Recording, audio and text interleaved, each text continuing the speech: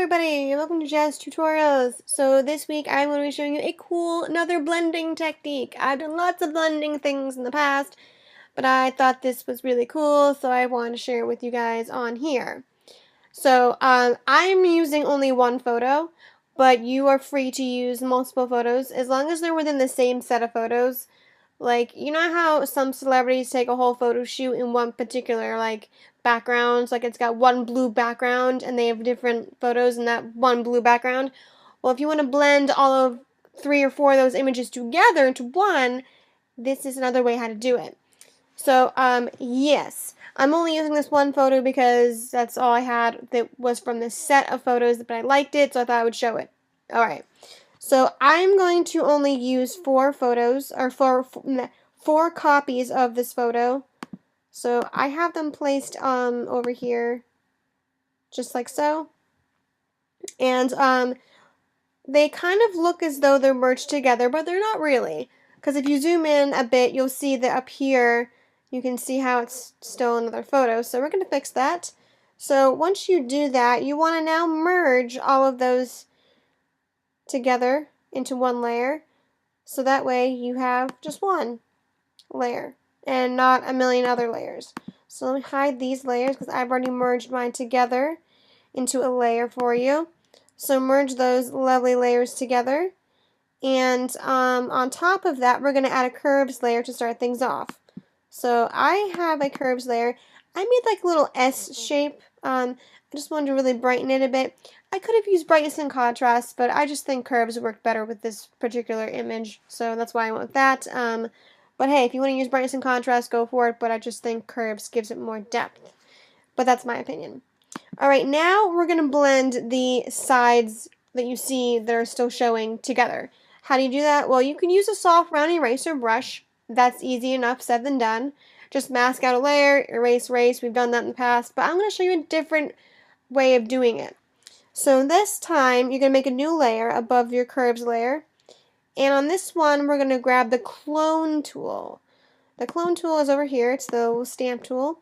So what you're going to do is you're going to select all layers, so that way when you make a selection to have cloned, you'll have all layers available. So then what you'll do, you can grab a large brush if you need, whatever size you think will work best for yours.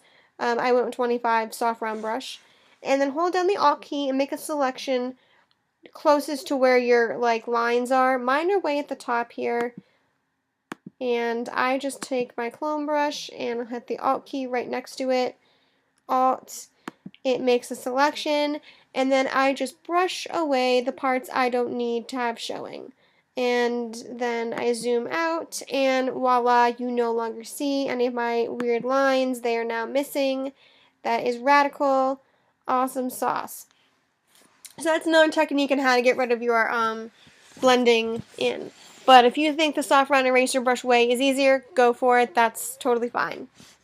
And if you don't know how to do that, there is a tutorial on this channel on how to do that. That was a few years back, so check out that. Alright, let's go forward now. Let's see, we're going to add a levels adjustment layer. And this one, all you're doing is you're changing the output level of black to 155. Okay, and believe me, it's going to look ridiculous, but I'll explain. So then after you've done that, it'll look really weird, but we're going to change that. Go over here to your gradient tool selector, pushing D on your keyboard to reset your colors because we need to have black and white in our swatch. And sometimes they're not always in our swatch right away. And then push the X to switch them, or you can just use the arrows here to switch them. So make sure black's on top and white's in the bottom.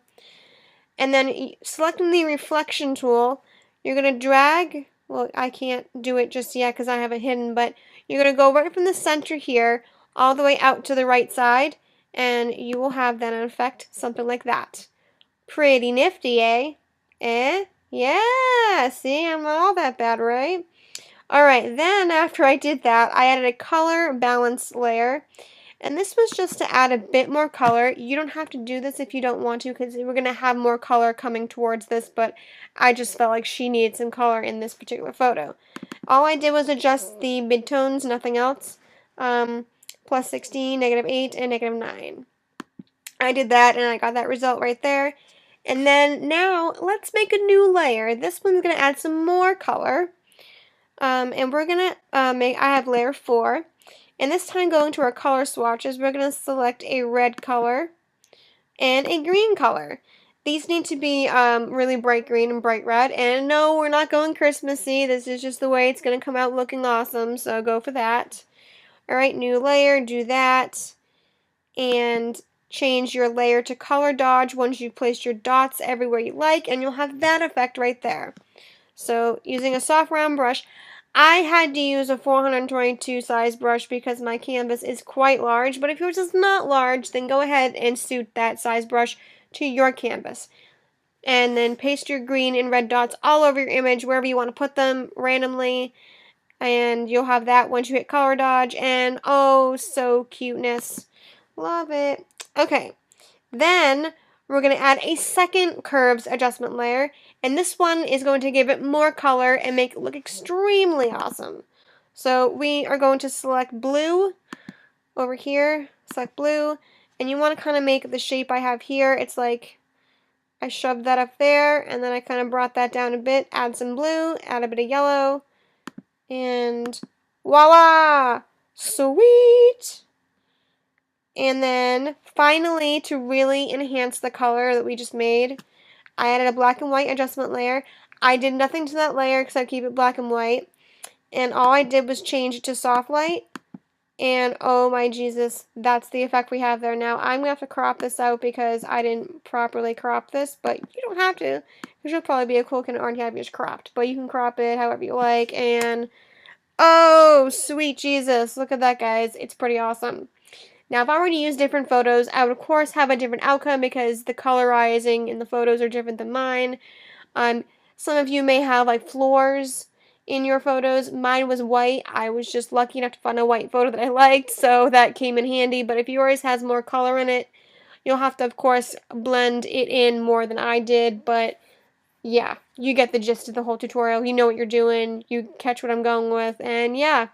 So I hope that wasn't really too much of a reiteration of something else. I hope it was new and awesome for you. If you liked it, hit the like button. I love people that like my videos. You're awesome for doing that. If you have any questions, suggestions, comments, whatever, comment below. If you want to keep your messages private, you can message me here. I'll get back in a timely fashion, I promise, I swear, on my grave. And yeah, that's about it. Not much more than that. So keep doing what you're doing and stay classy because you're awesome.